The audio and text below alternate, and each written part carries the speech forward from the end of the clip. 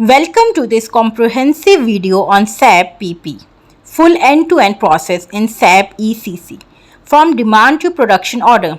In today's competitive manufacturing landscape, efficient production planning is the backbone of operational excellence. SAP Production Planning module helps organizations seamlessly convert customer demand into actual production orders while optimizing resources, minimizing inventory, and ensuring on-time delivery. Throughout this video, we will walk through every critical step, starting from demand management, moving through MRP, capacity planning, and finally reaching production order creation and execution. Whether you are a SAP consultant, PP analysis, production planner, or something preparing for SAP certification, this end-to-end journey will give you clear practical insights. So let's begin this detailed learning experience. Stay tuned till the end for key takeaways and best practices. So in this presentation, we will follow our structured flow. First, we start with an overview of the SAP PP module. Then we dive deep into demand management, sales and operations planning, followed by the heart of the process, material requirement planning or MRP. So we will explore MRP results, planning file entries and exception handling. Next comes capacity planning, where we balance load on work centers. Then we move to production order creation, master data linkage and the complete execution cycle, including order release, confirmation and goods movement. So finally, we will summarize key transactions and discuss the major benefits and best practices. This step-by-step approach will give you a complete understanding of how demand is transformed into finished production orders in SAP ECC. If you have any questions or queries or you have any demands, you can comment below and I will try my best to answer them in your comment, in reply, or I will make a detailed separate video on that topic. So now moving forward, overview of SAP PP module. SAP Production Planning is one of the most important modules in SAP ECC. It integrates tightly with sales, materials management and finance. So the main objective is to plan and control the manufacturing process efficiently. Key components include demand management, where we capture custom and forecast requirements, master production schedule, material requirements planning, which calculates exact material and capacity needs, and detailed schedule of and execution. So all these processes are interconnected. Obviously, it's not like that you have all of them are separate. These all are interconnected. If you want to reach your goal, then you have to start from a one point and end to a last point.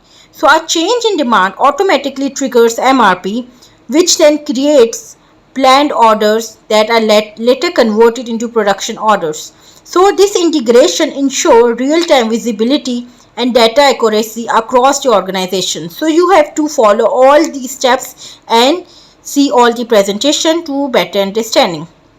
Then step 1 is demand management in SAP PP. So the journey begins with demand management. Here we maintain planned independent requirements or PIRs using transaction MD61. These represent forecast demand. Like if you want to know what is your demand in future, so obviously you have to forecast them by using a transaction MD61. Actual customer sales order from the ST module also flow into PP as demand. So demand management acts at the entry point for all the planning activities. Obviously you have to start from the demand, then you can continue your work. So planners review historical data, marketing forecast and custom orders to create a realistic demand plan. This step is very crucial because any error here will cascade throughout the entire supply chain. So SAP provides powerful tools to manage different demand types and planning strategies, allowing flexibility according to make to stock, make to order or assembly to order situations. Then our next step is sales and operations planning, also known as S&OP. Here, obviously once you have created a demand, then we move to sales and operations planning. S&OP helps align sales forecast with the production and supply capabilities. It provides a holistic view of supply versus demand. Obviously, you have to forecast, but now you have to also see the realistic point of view. Using flexible planning or standard SOPs, planners create a consolidated plan that balances market demand with manufacturing capacity. Rough cut capacity planning is performed at this stage to identify the potential bottlenecks early. Obviously, all these steps are crucial, but at the starting point, the steps that are at the very beginning of your goal are more crucial, because if there is any error in them, then obviously it will affect your whole process. So the output of S&OP becomes the input for master production scheduling and MRP. This step ensures that the organization plans realistically and avoids overproduction or stockouts. So these two things are very important for any salesperson: overproduction or stockout. Third step is material requirements planning, MRP run. So MRP is the core of SAP PP. It calculates exact material requirements based on the bill of materials, current stock and planned orders. So the MRP run is executed via MDO1 or MTOP. These are the two transactions that you can use in creating the MRP. So during the MRP run, the system performs net requirement calculation, determines lot sizes and generates planned order or purchase requisitions. It also creates exception messages for planners to take action on shortages or excess stock. MRP ensure that the right material is available at the right time in the right quantity, making it one of the most powerful planning tools in SAP ECC. So this code ECC will help you to plan that the right material should be available at a right time in the right quantity. If any one of them is missed, then you are gone. Then we have MRP results and planning file. So after the MRP run, we analyze the results using MDO4 for stock requirements list. This transaction shows the complete time phase view of supply and demand.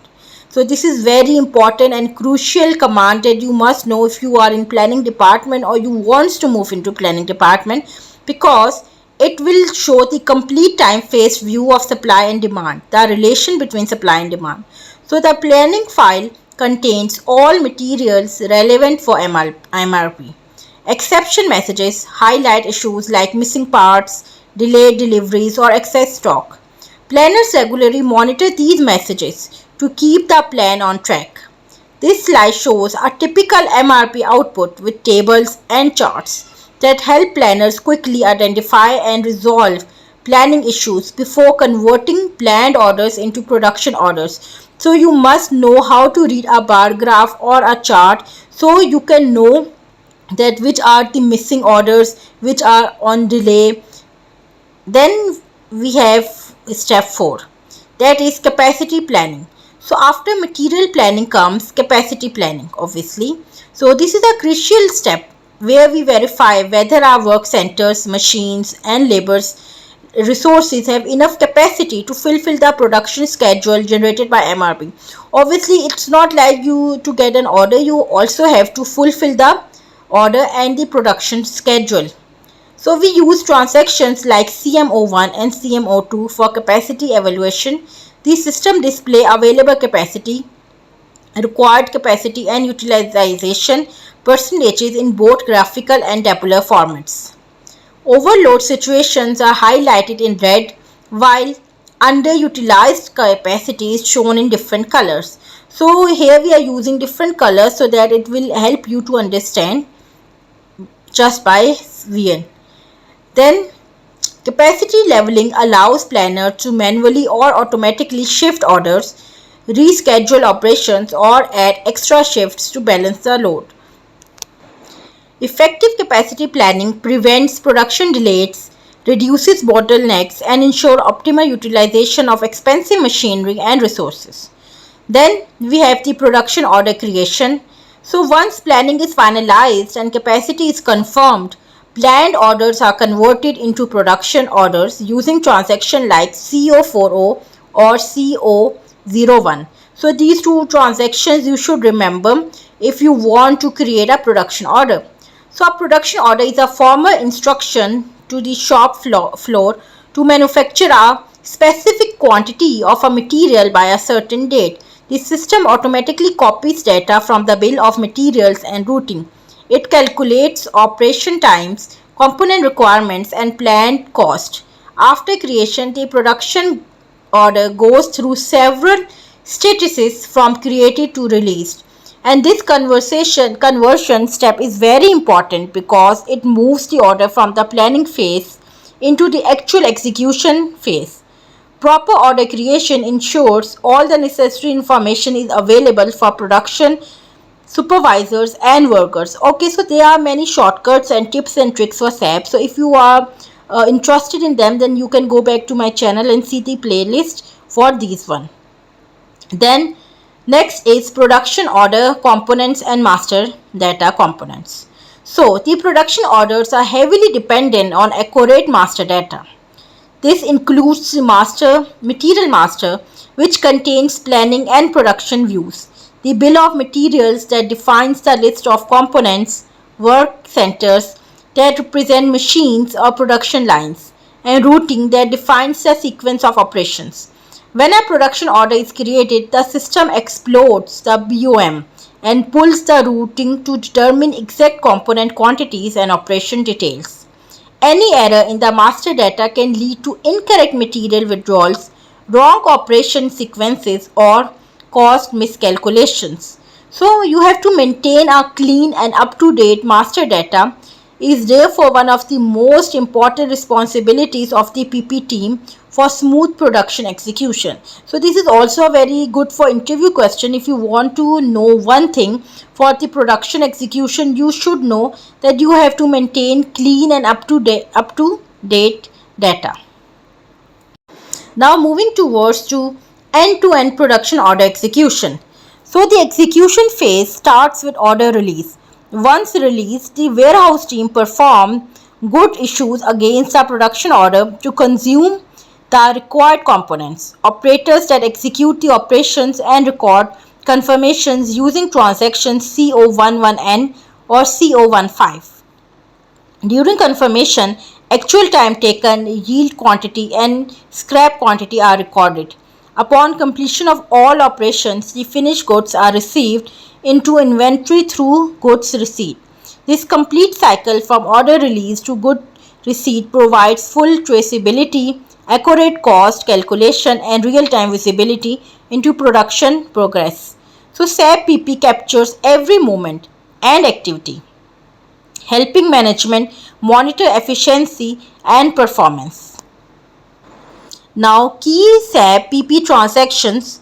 Now I will conclude my video by saying that here are the most important transactions used in the SAP PP end-to-end processes.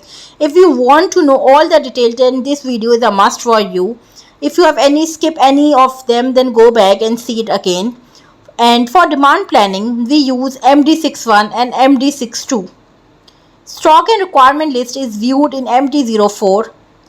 MRP is executed via MD01, MD02 or MD01N.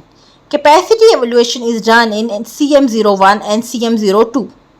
Production orders are created with CO01 and converted using CO40.